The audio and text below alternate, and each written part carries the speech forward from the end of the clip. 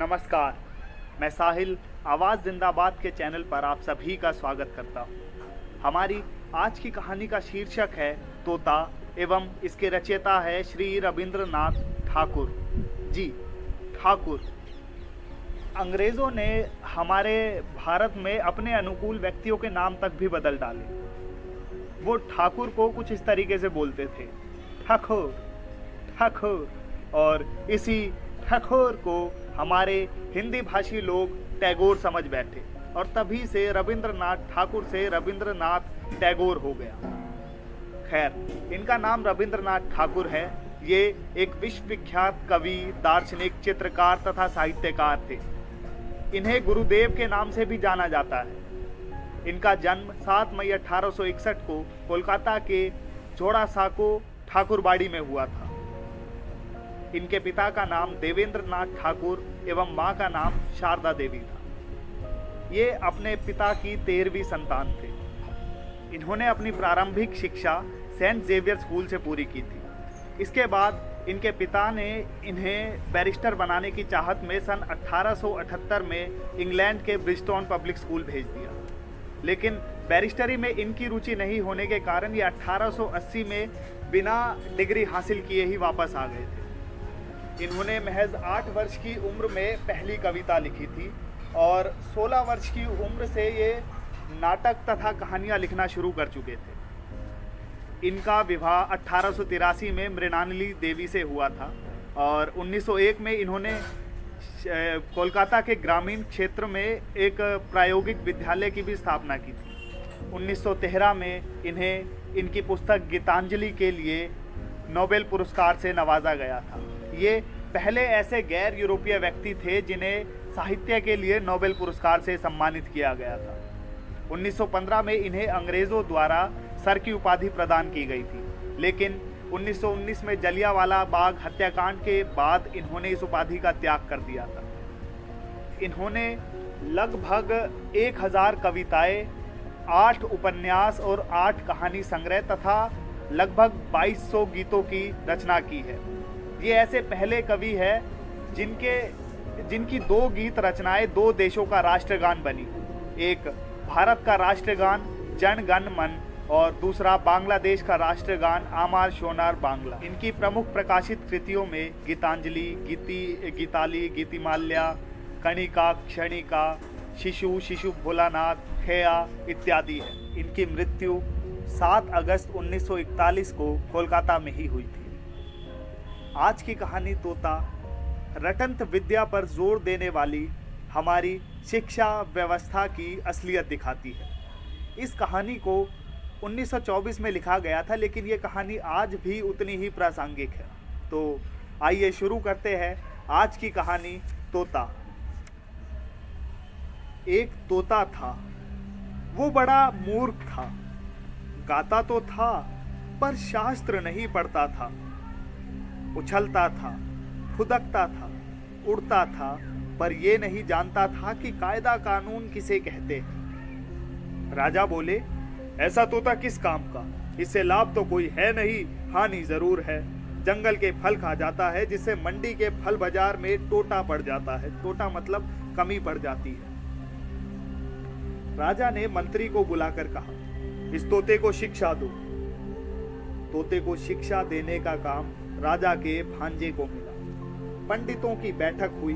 विषय था उक्त जीव की अविद्या का कारण क्या है। बड़ा गहरा विचार हुआ। सिद्धांत ठहरा कि तोता अपना घोंसला साधारण खरपात से बनाता है। ऐसे आवास में विद्या नहीं आती। इसलिए सबसे पहले ये आवश्यक है कि इसके लिए कोई बढ़िया सा पिंजरा बना दिया जाए। राज पंडितों को दक्षिणा मिली और वे प्रसन्न होकर अपने अपने घर चले गए। सुनार बुलाया गया। वो सोने का पिंजरा तैयार करने में जुट पड़ा। पिंजरा ऐसा अनोखा बना कि उसे देखने के लिए दूर दूर से लोग आने लगे। कोई कहता शिक्षा की तो इति हो गई, कोई कहता शिक्षा ना भी हो तो क्या, पिंजरा तो बना। इस तोते का भी क्या नसीब है। सुनार को इसके लिए थैलियां भरकर इनाम मिला। वो उसी समय अपने घर की ओर रवाना हो गया। पंडित जी तोते को विद्या पढ़ाने बैठे, नस लेकर बोले, ये काम थोड़ी पोथियों का नहीं है। राजा के भांजे ने ये सुना। उन्होंने उसी समय पोथी लिखने वालों को बुलाया। पोथियों की नकल होने लगी। नकलों के पहाड़ लग गए।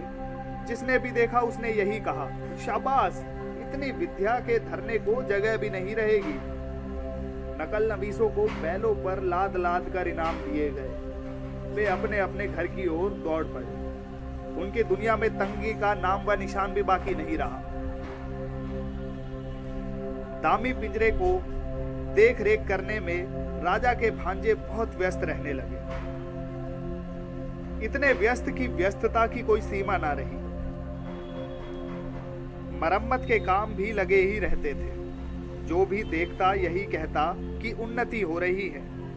इन कामों पर अनेक अनेक लोग लगाए गए और उन कामों की देख रेख करने पर और भी अनेक अनेक लोग लगे। सब महीने के महीने मोटे मोटे वेतन लेकर बड़े बड़े संदूक भरने लगे। वे और उनके चचेरे ममेरे मौसेरे भाई बंद प्रसन्न हुए और बड़े बड़े कोठों बालाखानों में मोटे मोटे गद्दे बिछाकर बैठ गए। संसार में और अभाव तो अनेक है, लेकिन निंदकों की कमी नहीं है। निंदक मतलब क्रिटिसाइज करने वाला, बुराई करने वाला। एक ढूंढो पर हजार मिलते हैं। वे बोले, पिंजरे की तो उन्नति हो रही है, पर तोते की खोज खबर लेने वाला कोई नहीं है। बात राजा के कानों में पड़ी। उन्होंने भांजे को बुलाया और कहा, क्यों भांजे साहब, ये कैसी बातें सुनाई पड़ रही है?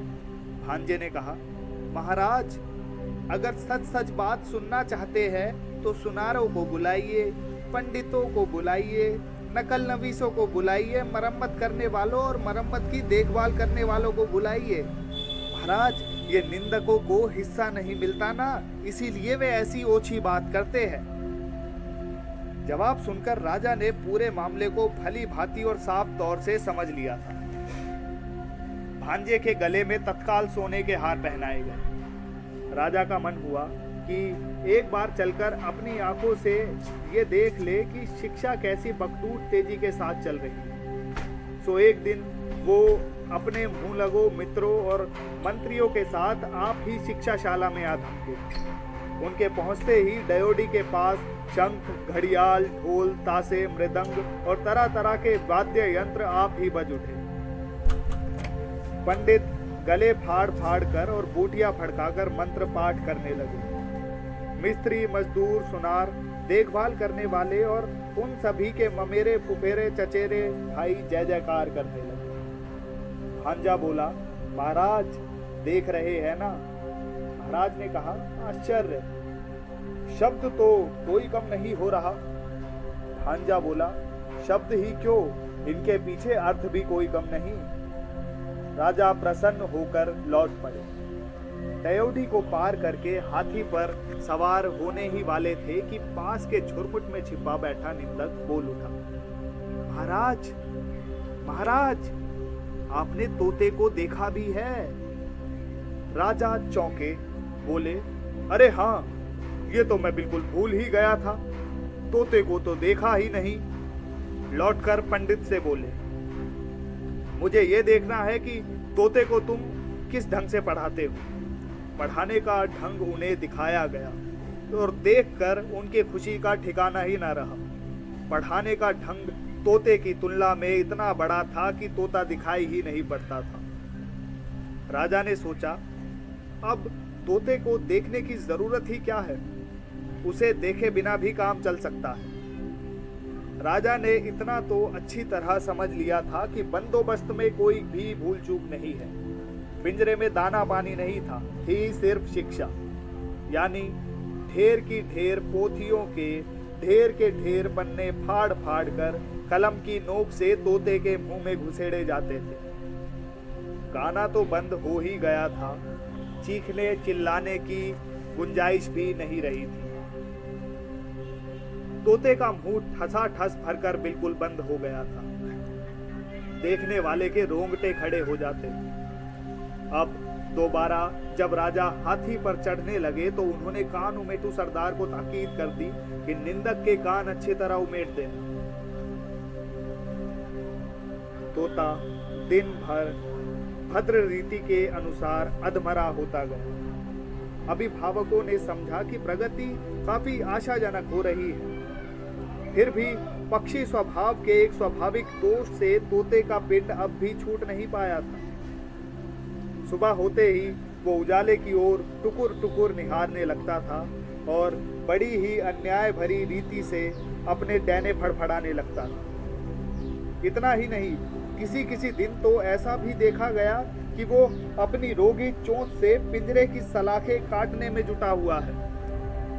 ये देखकर कोतवाल गरजा कि ये कैसी बेअदबी है। फौरन लुहार हाजिर हुआ, आग भाती और हथौड़ा लेकर। वो धमाधम लोहा पिटाई हुई कि कुछ ना पूछिए। लोहे की सांकल तैयार की गई और तोते के डैने भी काट दिए गए। राजा के संबंधियों ने कहा, इस राज्य के पक्षी सिर्फ बेवकूफी नहीं, नमक हराम भी है। और तब पंडितों ने एक हाथ में कलम और दूसरे हाथ में बर्छा ले लेकर वो कांड रचाया जिसे शिक्षा कहते हैं। लुहार की लुहसार बेहद फैल गई और लुहार इनके अंगों पर सोने के गहने शोभने लगे और कोतवाल की चतुराई देखकर राजा ने उसे सिरोपा अता किया। तोता मर गया। न जाने कब। कमबख्त निंदक ने अफवाह फैलाई, तोता मर गया। राजा ने भांजे को बुलाया और कहा, भांजे साहब, ये कैसी बात सुनी जा रही है? भांजे ने कहा, महाराज, तोते की शिक्षा पूरी हो गई है। राजा ने पूछा, अब भी वो उछलता फुदकता है? भांजा बोला, अजी राम कहिए, मतलब शुभ शुभ कहिए। अब भी उड़ता है? ना, कतई नहीं। अब भी गाता है? नहीं तो। दाना ना मिलने पर अब भी चिल्लाता है? ना। राजा ने कहा, एक बार तोते को लाना तो सही, मैं देखना चाहता हूं। तोता लाया गया। साथ में कोतवाल आए, प्यादे आए, घुड़सवार आए। राजा ने तोते को चुटकी से दबाया।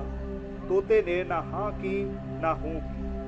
हाँ, उसके पेट में पोथियों के सूखे पत्ते खड़खड़ाने जरूर लगे थे। ये थी कहानी तोता। आशा करता हूं कि आप सभी को ये कहानी पसंद आई होगी। धन्यवाद।